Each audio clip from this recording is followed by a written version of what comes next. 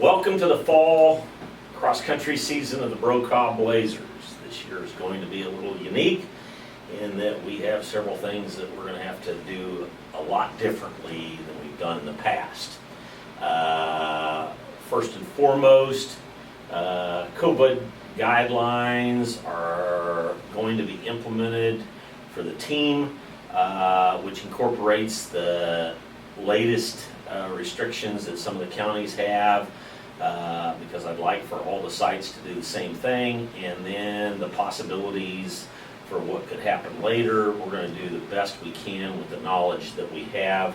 So we're going to implement the following guidelines for practices and meets. Number one, at the beginning of all practices, during the arm drills, the kids will be required to wear masks. They will also be placed 6 meters or 6 feet apart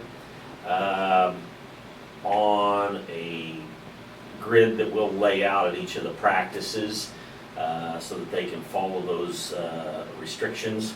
The only time during those arm drills that they will be asked to leave that spot or allowed to take their mask off is when I want to see them smile, because that's really important. Smiling releases 3 things, 3 important chemicals in the body, 2 of which are known as happiness hormones, serotonin and dopamine. The last, which is endorphins, are the body's natural painkillers.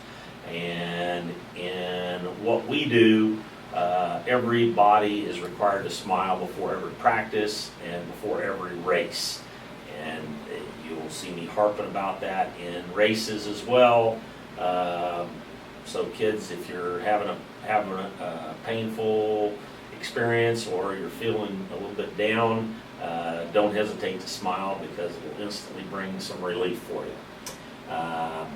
The second thing is when we prepare to run, they will be able to remove their masks to run. I ask that they not run in packs and stay as close to 6 feet as possible away from each other. That means we'll need to have a few more coaches and parents helping us out this year than we've had in the past, and we'll see where this all leads to. Like anything with what's going on with COVID-19 and the restrictions that are being put in place, we have to be fluid, because things are ever changing, as you know. And somebody once said that attitudes are contagious. Would anybody want to catch yours? Well, I want everybody to have a positive attitude and a positive experience, regardless of what we are forced to do. Number 3, upon returning from their run, they will then put their mask on for planks on their spot. Again, I can't reiterate, I say this all the time when we get into flu season, and I need to say it again. You must wash your hands before you eat. You must wash your hands before you touch your face, eyes, ears, nose, and mouth. Avoid touching those areas at all costs. And if you must, make sure you wash your hands before that. That should take care of most of the issues that you could have. So one of the things that we're going to do a little bit different, that I'll get into a lot more here, is with online registration. I'm going to do that for the parents in a later segment here, but we're going to do a lot of online registration this year that we've never done in the past, because I don't like people to have to pay the PayPal fee. But we're going to do it so that we can incorporate the first day of practice, make it a little easier on people to be able to do. Still ask that if you come to practice, you have to have the form, unless you've emailed it to me, or the coach in your area. Okay, weather policy for us. If it's not lightning when we show up for practice, I don't care if it's raining. If it's not lightning, we will be going for practice. We've ran in snow, sleet, freezing rain, all of that happens at the national meet. They don't postpone that meet for anything. So we've got to be prepared for anything and everything. And we go to that national meet with the mindset that we don't care what the weather conditions are, we're going to run and run well. Many of you have probably heard me make the statement that if I make you a better runner, I've just made you a better athlete. And it should make sense that if I make you a step quicker or you get faster, then in all the other sports that you're basically participating in, excluding possibly golf, it's going to allow you to be a lot quicker at what you do and have better endurance. Every runner is welcome at our practices. We have kids coming in at different times of the year, or at different times of our season actually, that are coming from middle school cross country or their high school cross country season, or they just heard about us, or they're participating in any number of activities.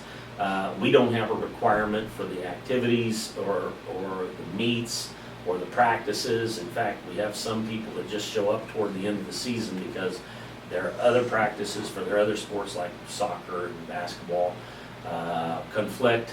And as long as I know that they're doing the running and stuff, I'm fine with that. They just need to make sure that they let me know what's going on that way.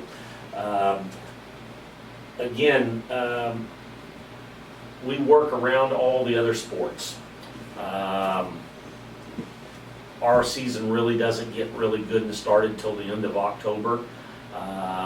So we have meets prior to that, but it's essentially whenever they can make it. And if your child plays in a soccer game and you bring them to a meet to run that afternoon, I can assure you I am probably not going to let them run unless they were playing goalie or they weren't in the game or something.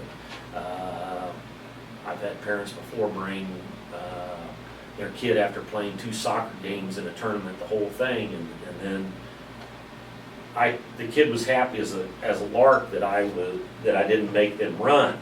You don't make people run; they want to run.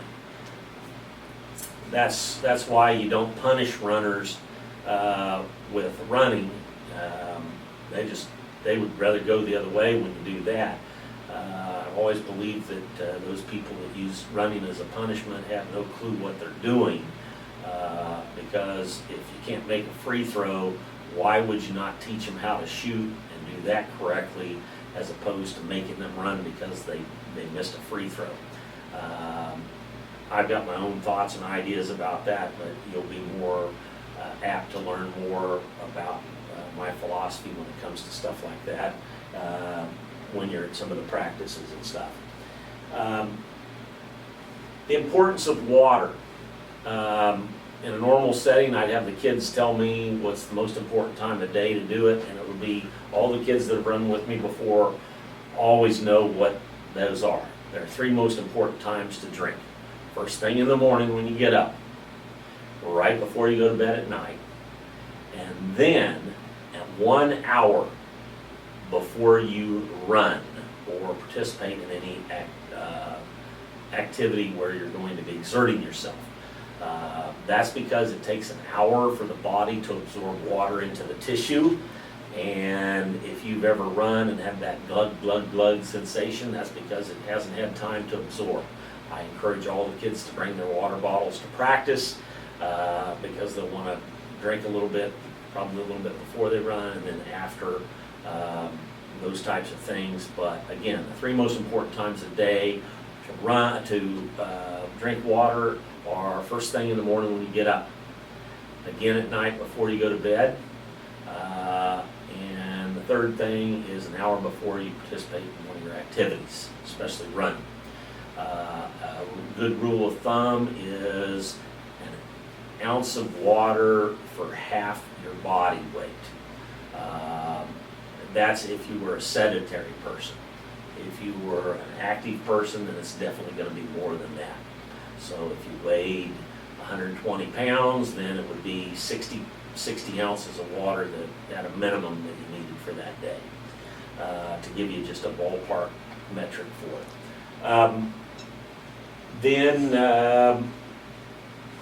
This is what I consider to be the ultimate team sport. Everybody gets to participate. Nobody sits on the sideline. And this might be the only sport where, and I asked a basketball coach, a well-respected basketball coach, because he kept trying to convince me that cross country was the same as a sport, was the same as basketball. And I said, if you're at a national meet or a national tournament, how long do you play your best kid? And he says, well, he's going to be out there most of the time, if not all the time. Well, the difference is at our national meet, our best runners are going to be finished first. The ones that are coming in after them are even more important for the team score. So the better we can get them to be toward the front, the better off we're going to be. So our best runners are out there the least. The ones that rack up the team score are back behind them a ways, and the closer we can get them to the front, the better off we're going to be. So I think those are things that we need to make sure happen, and that you understand is that this is about everybody. I'm going to yell for the last place kid just as heartily as I will yell for the first place kid. And that's why I consider it to be the ultimate team sport. You will not find very many other sports where your competition and the coaches from the other teams are actually encouraging or cheering for your son or daughter. Everything's on our website. We'll post that on one of these cards, but it's brocopblazers.org, and just go to the team homepage. You can also find us on Facebook. Practices are lined out on the website. There's a training program for each week.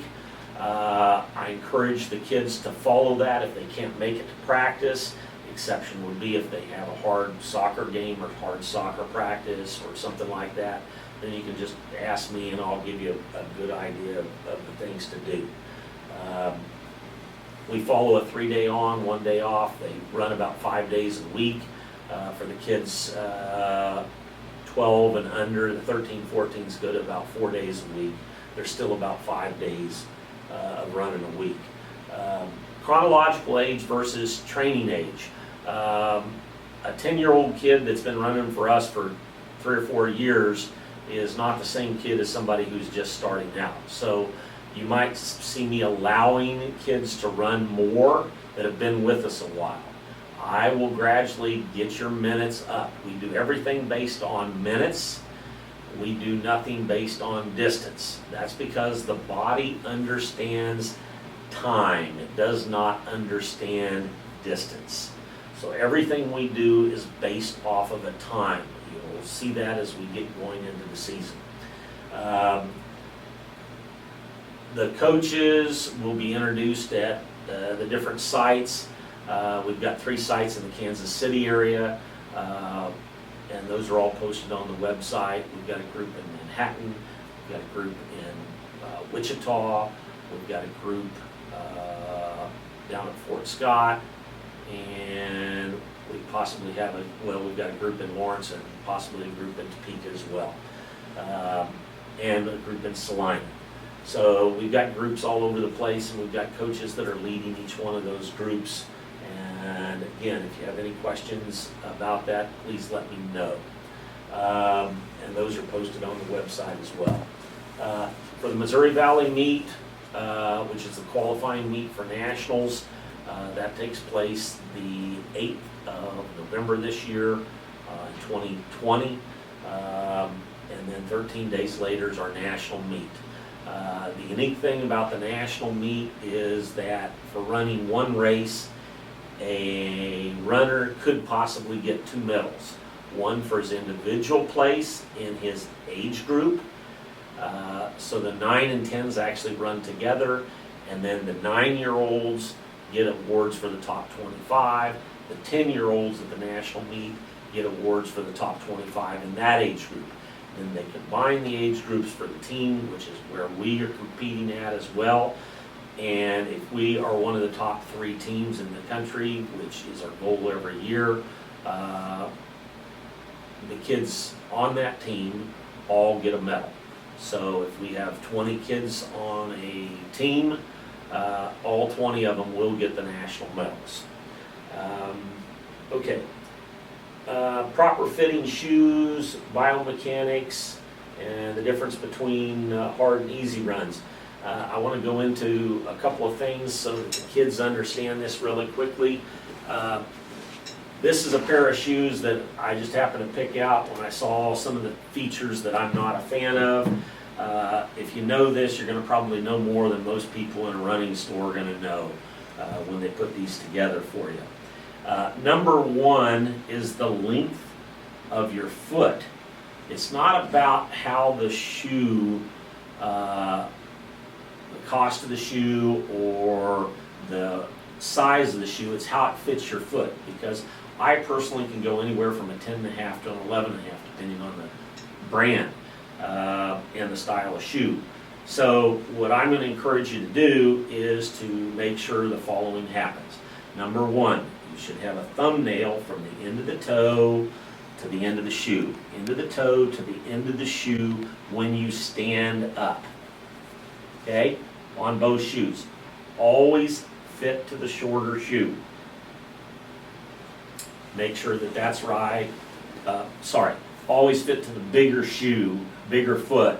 The shorter one we can fix another way if it's too long. The second thing is the counter. It needs to be solid like this so that it's not collapsible. And then the third thing, I'm not a big fan of, I don't know if you can see these air pockets here, because you can't tell when they're collapsing or not. It's really indicative of some problems that are happening with the shoes. So stay away from the shocks and the air pockets and all that stuff, because they're actually going to break down and you won't know it and you'll end up getting hurt. This air technology is a complete waste of time in my book. The final thing that I really want to cover with you here is when you put shoes back to back, you should always do this before you purchase a pair of shoes. And I'm going to have Dylan see if he can put this. Can you tilt the camera up here so they can see this, please? If you put a pair of shoes back to back like this, and if you look at these real close, this shoe is actually higher than this shoe. Okay? And because this one is higher here, because the one on the right is higher, about 25% of all the shoes that I've ever found in pairs like this are not the same height. So now one leg is longer than the other. And that happens about 25% of the time. What I would encourage you to do before you even put the shoes on is to put them back to back. Then if you like a particular shoe and it feels pretty good on your foot, I would encourage you to go to other boxes with the same shoe and make sure they're the same height. What most people don't realize with the shoes are that most people get them because they like them. They need to make sure that they fit them properly. That's one of the most important things that I can tell you. The other thing that most people don't realize is that when these shoes are made in China or wherever they're made in different lots. They're not made on the same day, they're not made in the same lot. So what they do is take the right shoe and the left shoe and they throw them in a box. Most companies still do that to this day. So unless they're made at the same time in the same lot, you can't be assured that they're back to back. I've done that numerous times. I've also found injuries just simply because of shoes, and as soon as they changed out the shoes and it was the same height, it was fine. The injury went away. Okay. The last thing is the more costly the shoe, typically, the more costly the shoe, the more it forces the foot to do something that was never meant to do. That's why I encourage the kids to run barefoot whenever they can, or walk around barefoot. That's more what we were taught we should be doing, but and increase the force we can generate through the foot. Okay. The difference between hard and easy runs, when you're doing a schedule and you're not sure if you understand a particular workout that you're supposed to be doing, I want you to run easy that day. Easy that day. It's better to be underprepared than overprepared, because that's when you get injuries. We can make the adjustments later. For the youngest kids, we typically run, the 7 and 8 year olds, we typically run 20 to 22 minutes. The 9-10s, we run from 25 to 27 minutes. The 11-12s typically run from 30 to 35 minutes, depending on their chronological and training age. And then the 13-14 age groups go up all the way to 45 minutes or so.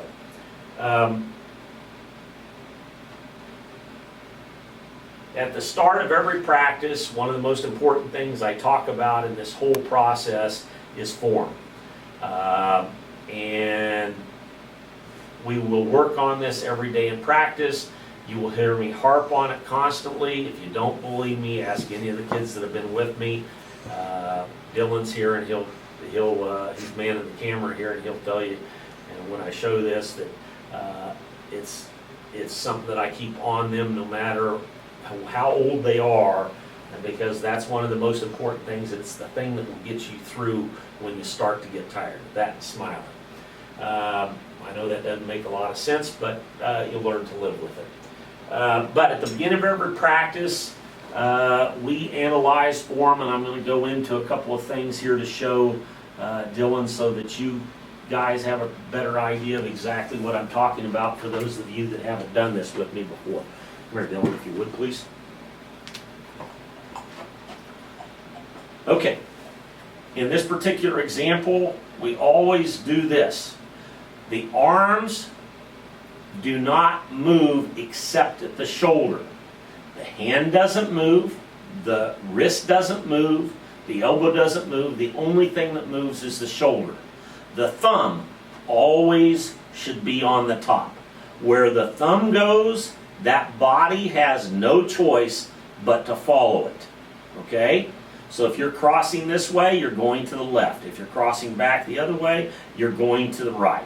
And when you do that, you're actually wasting motion. The shortest distance between 2 points is a straight line. So that's what we want you doing, is running in a straight line. The other thing that we'll do here, and this is an easy way to do it, I'm going to turn Dylan around. As you look there and I put my hand across the front here, you'll notice that this area here is a square or a box, rectangle. It's all 90-degree angles. Okay?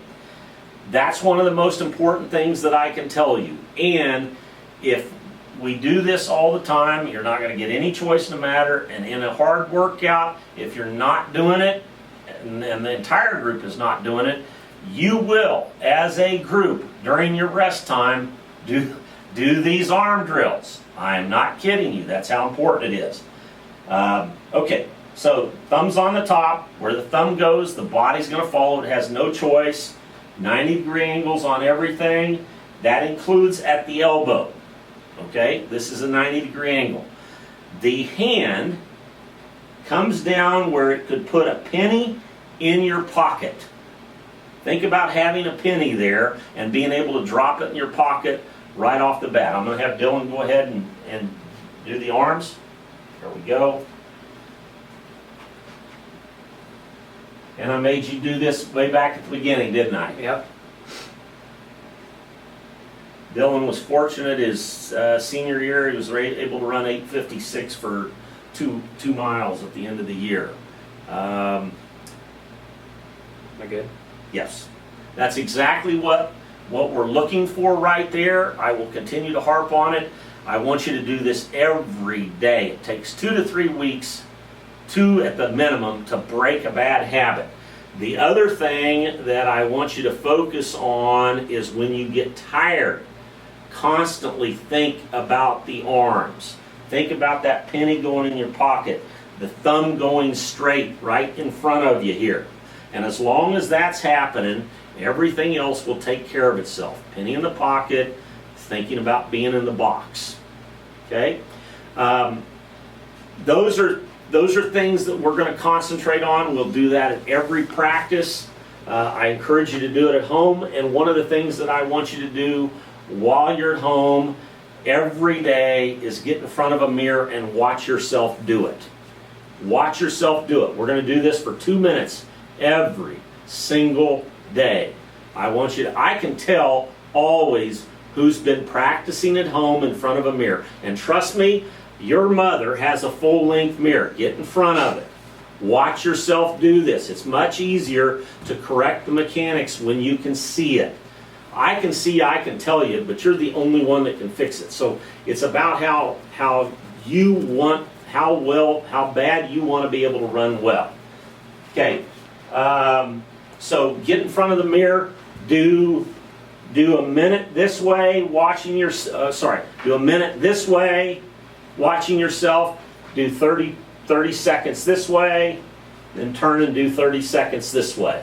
Or you can just do 2 minutes straight up this way. I don't care how you do it, but it needs to be done correctly. Review. Again, the thumb on top. Everything is in a box. You have a penny in your hand. It should be able to drop into your pocket. It should be nice and relaxed. Nice and relaxed. The only thing that moves is your shoulder. Nothing else moves. Okay. Last but not least for the kids, most important thing I can tell you about this whole thing is have fun. Have fun. I want you to do this because you want to do it. I can assure you that the bus trips to nationals are going to be some of the most fun experiences you've ever had in your life. I'm proud of this team. This has past 30 years for me of doing this, and we've gotten a little bit better every year, I think. Everything we do in training is based on science. So we'll continue to do that, and if anybody has any questions or any of the kids ever have any questions, they can feel free to ask me. If there was 3 things that I would tell you, it's to have fun, relax, work on your form, and the 4th thing is smile.